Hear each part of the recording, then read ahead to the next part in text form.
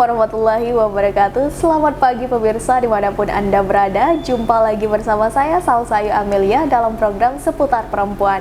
Baik, menemani Anda di rumah, kita kembali akan berbincang-bincang dengan isu-isu terhangat bersama tokoh-tokoh perempuan yang ada di Provinsi Jambi.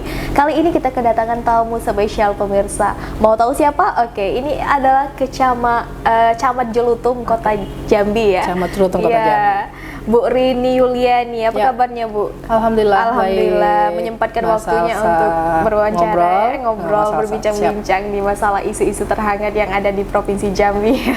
Oke, baik, warga Kecamatan Jelutung mungkin penasaran nih bagaimana aktivitas dan keseharian seorang Ibu Rini Yuliani. Nah, baik Bu, bagaimana kegiatannya awal tahun ini? Iya, makasih Mbak Salsa. Makasih udah diundang di sini mau ngobrol bareng-bareng sama Mbak Salsa. Untuk tahun 2022, pemirsa sekalian, secara umum, nah kalau secara umum pribadi sih saya melaksanakan tugas sebagai camat, tentu mengkondisikan ya, memastikan bahwasanya Kecamatan Jelutung dalam keadaan yang kondusif. Kita juga diinstruksikan di awal tahun, pergantian tahun kemarin dari akhir Desember ke Januari itu kita diinstruksikan untuk berpatroli sebenarnya, menjaga wilayah kita karena kita kan masih dalam kondisi pandemi. Jadi kita diminta untuk tetap menjaga prokes, memantau masyarakat patuh apa tidak terkait dengan prokes yang diharuskan untuk dipatuhi. Jadi kemarin kita patroli di jam operasional pelaku usaha di pergantian tahun, malam tahun baru kan kita diminta tuh tidak ada kegiatan, tidak ada kegiatan perayaan malam tahun baru. Nah, di awal tahun 2022 tentu setelah itu dilaksanakan kita fokus ke awal tahun untuk pekerjaan kita lagi di kecamatan gitu. Oke, gitu. Kesehariannya apa nih selain menjadi Bu Camat? Oke, tentu karena saya perempuan, saya sebagai ibu dan istri ya, di awal tahun sebagai ibu pada umumnya jadwalnya adalah memastikan anak-anak sekolah. Nah, jadi jadwal awal tahun tanggal 3 Januari kan udah selesai libur, mereka harus masuk lagi ke sekolah walaupun sebenarnya masih terbata-bata, dibagi dalam shift. Nah, shift 1 ada yang shiftnya hari ini masuk, besok libur. Jadi anak-anak sudah mulai sekolah. Jadi kesibukannya itu sih sebenarnya, memastikan urus anak, kemudian rumah tangga sebagai istri, kemudian sebagai ibu, Bu Camat lagi ya. Diamanahkan untuk jadi pemimpin. Oke, sebelum kita menggali nih Bu lebih dalam aktivitas keseharian Bu Camat nih. Nah, kelahiran mana nih ngomong-ngomong Bu? Saya asli Jambi, orang tua ayah dan ibu, ayah Jambi, ibu Palembang. Jadi tapi saya lahir di Jambi, jadi saya harus mengakui kalau saya Jambi. Putri daerah Jambi. Putri daerah Jambi. Putri daerah Jambi. Tinggalnya di Kecamatan Jelutung. Untuk sementara karena ditugaskan di Kecamatan Jelutung, kami disiapkan fasilitas negara. Jadi kami menempati rumah dinas yang memang ada di wilayah domisili Kecamatan Jelutung. Tapi sebenarnya domisili kami ada di kecamatan sebelah tetangga, Kota Baru. Masih di Kota Jambi juga. Masih di Kota Jambi juga, tapi menempati rumah dinas karena fasilitas ya Bu ya. Fasilitas yang memang harus ditempati karena sambil ditempati juga kami berkewajiban memelihara. Nah, itu kan termasuk aset pemerintah dan kita harus memelihara. Dengan ini keluarga juga tinggal bersama Ibu kan? Benar, satu keluarga kami tinggal. Tadi ngomong-ngomong nih membahas tentang ibu rumah tangga dan anak. Kebetulan anaknya berapa nih Bu? Alhamdulillah anak saya 4. Nah, saya punya 3 putra, 1 putri. Yang paling besar di kelas 2 SMA dan yang paling kecil itu laki-laki di kelas 1 SD. Seorang ibu dari 4 anak ya pemirsa. Tapi ya, masih muda ya Bu ya. Banyak yang mengira saya kira masih gadis loh. Gitu ya. Tapi udah 4 anak sebenarnya, udah 4 anak dan ya dengan 4 anak amanahnya banyak. Jadi memang kalau saya kilas balik dengan kondisi kami yang seperti ini, seorang pemimpin yang perempuan ya, kemudian diamanahi putra-putri yang banyak, kami sangat bersyukur lah kayak gitu. Sangat bersyukur tentunya ya Bu ya. Alhamdulillah diberi anugerah yang terindah gitu ya. Alhamdulillah. Umur berapa nih ngomong-ngomong Bu? Saya usia kelahiran tahun 81, berarti sekarang di 40 tahun. Saya di usia 40 tahun ya. Oke, awal berkarir nih lanjut ke seorang pemimpin. Yap. Menjadi camat itu udah berapa lama nih Bu untuk periodenya? Ditugaskan menjadi seorang camat di Kecamatan Jelutung itu sejak tahun 2019, di Oktober 2019 sampai saat bulan ini sudah hampir jalan 2 tahun lebih berarti ya. Yeah. Nah, sebelum camat kami pernah bertugas di beberapa tempat, tapi memang kebanyakan saya bertugasnya dari semenjak tamat sekolah itu sampai beberapa tahun, hampir 9-10 tahun itu di lingkup kecamatan. Iya. Sebelumnya memang saya bertugas di Kecamatan Pasar, di sana juga pernah 4 tahun lurah di Kelurahan Beringin 4 tahun, kemudian 1 tahun di kecamatan, kemudian ditarik di sekretariat daerah 1 tahun, kemudian ke Dinas Penanaman Modal PTSP, bidang perizinan. Nah, baru kemudian saya ditugaskan di sini. Jadi lumayan lah perjalanannya. Berkarir di bidang kecamatan itu udah lama berarti ya? Iya, 2 tahun. Sudah 2 tahun. Sudah 2 tahun. Dan sebelumnya juga pernah bertugas di Kecamatan Pasar ya? Iya, di Kecamatan Pasar. Dan luar biasa sekali nih pemirsa. Oke. Biasa. Nah, oke Bu, nih ngomong-ngomong lulusan mana nih? SD, SMP Jambi, semuanya di Jambi, SMA juga di Jambi. Gak ada di luar kota gitu? SD 81 yang saat ini posisinya sudah di merger dengan SD 45. Jadi posisinya kalau pemirsa mau tahu SD 45 itu di Kebun Jahe. Nah, itu SD saya dulu merger campuran dari SD 81 dengan SD 45. Kemudian SMP-nya saya di SMP 2, SMP 2 Gatot Subroto. Kemudian SMA-nya di SMA 2, SMA 2 Talang Banjar. Nah, kuliahnya alhamdulillah, karena sebenarnya saya sambil cerita nih, sambil cerita bahwasanya kami dulu bukan dari keluarga yang cukup berada. Alhamdulillah saya dapat ikut tes, kemudian lulus dan dapat sekolah yang gratis pula. Jadi agak sedikit mengurangi beban orang tua saya. Jadi di kuliah saya diterima di Sekolah Tinggi Pemerintahan Dalam Negeri itu di tahun 99. Nah, selesainya tahun 2003. Habis itu sudah berkeluarga sambil melanjutkan kuliah pasca sarjana di Universitas Jambi. Gitu. Awal mula jadi pemimpin memang dari sekolah pendidikan atau bagaimana nih? Iya sih, kita diajarkan itu karena bidang pendidikannya adalah bidang, kalau kata orang dulu ya, sekolah STPD itu sekolahnya camat, tapi implementasinya, realitasnya tidak semua juga yang punya kesempatan atau diamanahi menjadi camat. Nah, sepertinya saya adalah produk yang benar-benar mengikuti aliran itu. Jadi memang sudah diajarkan di sekolah, di kuliah seperti itu, dan memang di kerjanya juga ditugaskan di seperti itu. Gitu. Jadi sungguh bermanfaat ilmu yang diajarkan di kuliah, memang benar-benar diimplementasikan dan bisa bermanfaat gitu. Dan bisa terrealisasikan saat ini ya. Amin. Amin ya Bu ya. Amin. Untuk kontribusi untuk masyarakat kita juga gitu ya. Yang penting kita membantu masyarakat. Kita diajarkan dan kita dibiayai oleh negara untuk membantu masyarakat. Iya Bu Rini, ini melanjut tentang obrolan kita yang sebelumnya tadi udah menyinggung nih masalah tokoh-tokoh perempuan ya. Kebetulan juga Ibu sebagai seorang camat perempuan yang biasanya laki-laki ya dominannya gitu. Nah, tapi ini berbeda nih pemirsa, perempuan gitu. Nah, menurut Ibu tentang stigma perempuan yang mengatakan kalau perempuan itu di rumah aja gitu. Nah, menurut Ibu seperti apa stigma hal-hal seperti itu? Sebenarnya perempuan bisa berkarir di luar sana seperti Ibu Rini nih pemirsa. Sebenarnya untuk mengawali menjawab itu, saya selaku perempuan, perwakilan perempuan di seluruh dunia lah, mengucapkan sebenarnya alhamdulillah, bersyukur karena di Indonesia khususnya di Kota Jambi kita diberikan tempat dan peluang, kesempatan seluas-luasnya untuk berkompetisi ya, maksudnya berkompetisi dalam sisi karir, bukan berkompetisi dari sisi kodrat, bukan. Jadi perempuan kalau di mata saya tetap harus menjalankan kodratnya.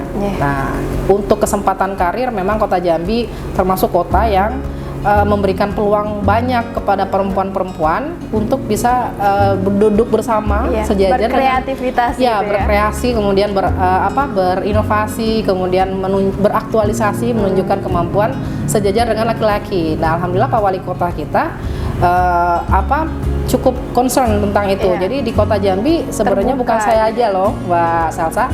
Ada sekitar 40% dari jumlah total pejabat di Kota Jambi itu memang gendernya perempuan. Ada beberapa kepala dinas yang perempuan, nah malah lebih hebat dari saya sebenarnya ya, karena kepala dinas, dan ada beberapa juga yang camat untuk di Kota Jambi ada 2. Nah, jadi sebenarnya kalau stigma masyarakat terhadap perempuan memang harus di rumah, sepertinya kalau di Kota Jambi agak terbuka, open minded semua kalau masyarakat di Jambi. Jadi tidak mempersoalkan itu. Ketika kami bertugas di masyarakat, sebenarnya di Kecamatan Jelutung ini, saya adalah camat perempuan yang ketiga di Kecamatan Jelutung. Jadi sebenarnya masyarakat Jelutung sudah sangat familiar, sudah sangat merasa sinergi aja, enggak masalah itu perempuan atau laki-laki selama tugas-tugasnya bisa dilaksanakan. Tapi memang sih kalau di lapangan terkadang ada kendalanya untuk gender ini. Contoh misalkan ada kegiatan keagamaan yang mengundang sholat Jumat, gitu. Jadi mungkin yang itu saya nggak bisa hadir, tapi tetap bisa terisikan posisi camatnya digantikan oleh sekcam gitu. Jadi yang penting keterwakilan pemerintah di masyarakat itu ada, itu wajib ada. Tidak melihat dari sosoknya camatnya perempuan atau laki-laki, dan itu harus terwakili, bisa diwakilkan dengan sekretaris camat ataupun pejabat lain di bawahnya yang memang pada saat posisi itu tersebut mungkin camat perempuan nggak bisa hadir gitu. Karena kan memang kita berdasarkan menyesuaikan gitu. Menyesuaikan yang mana yang bisa kita isi, kita laksanakan kita laksanakan gitu. Yang penting ada keterwakilannya ya Bu ya. Karena pada prinsipnya dimanapun masyarakat membutuhkan, kita harus ada. Pemerintah harus ada. Iya, benar sekali itu. Nah, tadi Ibu udah mengatakan nih kalau misalnya masyarakat yang ada di Provinsi Jambi itu khususnya di Kecamatan Jelutung udah keterbukaan ya, apalagi wali kota kita sekarang itu sudah open mind gitu kan.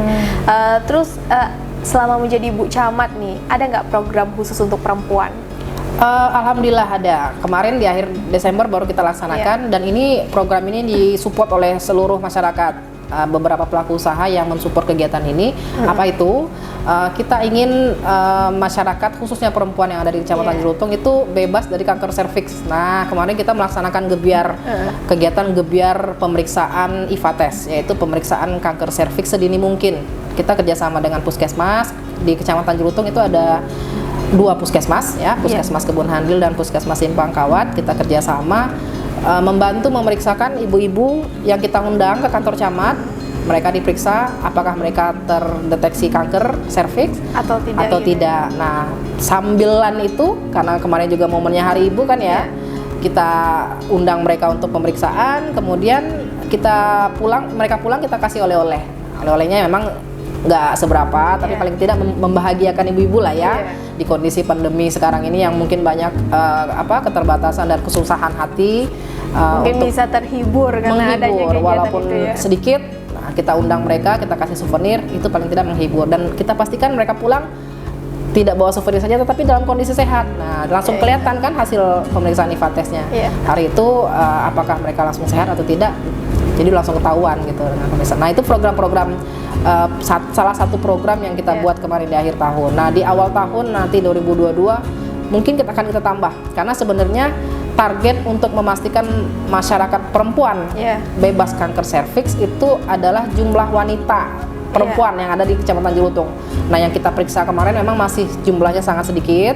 Skalanya nanti tahun depan kita tambah lagi. Kita bikin momennya itu di momen Hari Kartini dan di momen Hari Ibu. Jadi memang khusus buat ibu-ibu. Kita spesialkan untuk ibu-ibu hari 2 momen tersebut gitu. Khusus ibu-ibu ya? Khusus ibu-ibu. Karena nggak mungkin laki-laki diperiksa kanker serviks. Tapi kalau remaja itu bisa nggak? Oh, kalau untuk kanker serviks itu pemeriksaannya hanya untuk yang sudah berhubungan. Yang sudah melakukan hubungan karena biasanya yang tertular itu yang ibu-ibu benar. Kalau misalkan pemeriksaan kanker serviks di bawah atau usianya memang belum menikah, belum berhubungan, itu mungkin pemeriksaannya berbeda, bukan untuk pemeriksaan IFA-tes, tetapi itu memang harus ke dokter kandungan ya, mungkin ada kelainan yang lain gitu.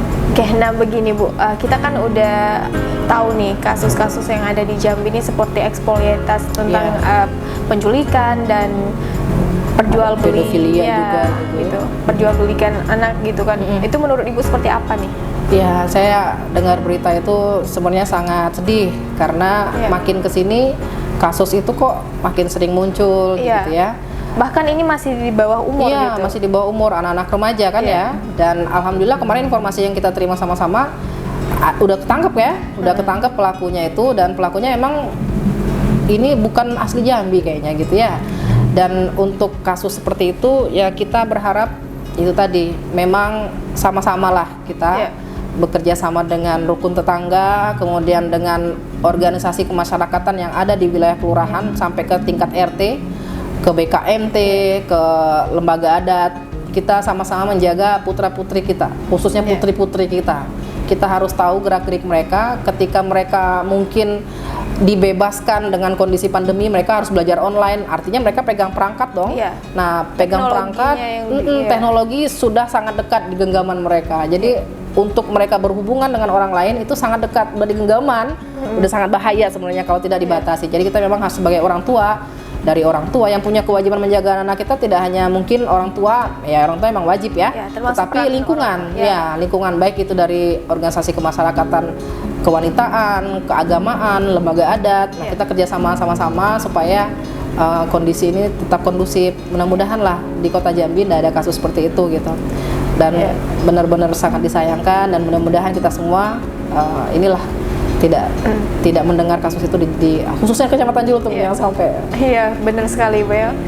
Dan alhamdulillah sebenarnya kalau misalnya organisasi atau komunitas yang untuk perempuan mungkin lebih mengenal teknologi itu seperti apa, mungkin anak-anak di Provinsi Jambi pun tidak akan ada kasus-kasus seperti itu lagi ya Bu ya. Iya, betul. Oke Bu, nah ini ada upaya nggak menurut Ibu nih tentang untuk upaya untuk meminimalisir hal ini? Meminimalisir kasus penculikan. Iya. Mungkin yang paling mudah dilaksanakan, mudah dan tapi mungkin juga sulit adalah membatasi anak-anak dalam penggunaan pergaulannya dalam penggunaan teknologi. Nah, mungkin kita bisa membatasinya, memastikan yang mereka akses itu adalah hal-hal yang positif saja, bukan hal-hal yang negatif. Itu pertama. Yang kedua, mungkin kita membangun sistemnya ini, yang saya maksudkan adalah bekerja sama dengan lingkungan. Jadi keluarga, karena sekarang di Kota Jambi ada dinas memang yang mengatur atau mengelola terkait dengan kasus terhadap kekerasan terhadap anak. Nah, ada juga psikolog di sana. Jadi memang kita sama-sama harus bergerak baik dari tingkat kelurahan, kecamatan, dinas, dan stakeholder yang terkait. Tentunya adalah upaya pemerintah untuk menjaga itu gitu. Ya, pemerintah memang punya tugas yang berat ke depan. Nah, menurut Ibu nih, lanjut di perbincangan akhir kita nih tentang perempuan yang ada di sana gitu. Untuk pesan-pesannya nih untuk perempuan yang ada di luar sana? Iya. Untuk perempuan-perempuan yang atau yang akan menjadi perempuan. Nah, ini maksudnya mungkin yang remaja, tahapan mau menjadi dewasa. Menjadi perempuan itu adalah sesuatu kodrat atau tanggung jawab yang dibilang berat dan punya tanggung jawab kewajiban yang cukup besar. Ke depan perempuan itu tidak hanya harus bisa ngurusin rumah, bisa mengurusi anak dan suami, tetapi kadang kita juga dituntut untuk pintar dan cerdas membantu masyarakat. Karena sebenarnya kemampuan perempuan itu, nah kalau Mbak Salsa baca di surveinya, kemampuannya memang agak lebih tinggi dari laki-laki. Bukan maksudnya mau tapi laki-laki bukan. Kemampuan dalam segi misalkan bisa melakukan banyak hal dalam satu waktu dan multitasking gitu. Maksudnya bukan untuk bukan untuk merendahkan kaum yang di sebelah kita, tidak. Tetapi memang dengan kondisi anugerah yang diberikan kepada kita, Allah memberikan anugerah itu kepada kita. Kita memang diberikan tanggung jawab pun yang besar sebagai madrasah pertama bagi anak-anak, kemudian apalagi nanti seperti saya misalkan banyak juga ibu-ibu lain yang mempunyai diberikan amanah yang lebih banyak lagi. Nah, itu menjadikan kita harus kuat, harus sehat dan harus kuat. Nah, cerdas, kuat dan sehat. Jadi perempuan-perempuan tidak boleh mudah tertipu, tidak boleh mudah baperan. Nah, gitulah. Nah, karena makin kesini gampang sekali kita mendengar masalah-masalah terkait perempuan. Sebenarnya prinsip yang kalau saya pelajari ya, masalah perempuan itu adalah pikirannya saja. Jadi apa yang dia pikirkan sebenarnya itu yang menjadi problem masalah dia. Jadi kalau kita berpikir positif, tidak akan menjadi negatif. Kita berusaha untuk berpikir positif aja. Gitu.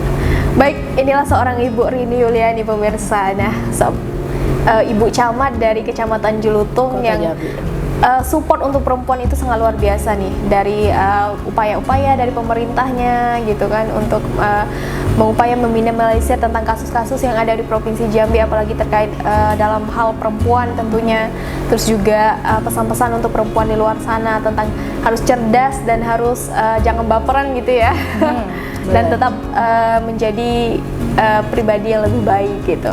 Baik pemirsa, saya mengakhiri perjumpaan kita pada hari ini. Saya Salsayu Amelia dan kru yang bertugas pamit undur diri dan terima kasih. Saksikan selalu Seputar Perempuan hanya di BTV Jambi, cerdas bersinergi. Wassalamualaikum warahmatullahi wabarakatuh. Waalaikumsalam warahmatullahi wabarakatuh.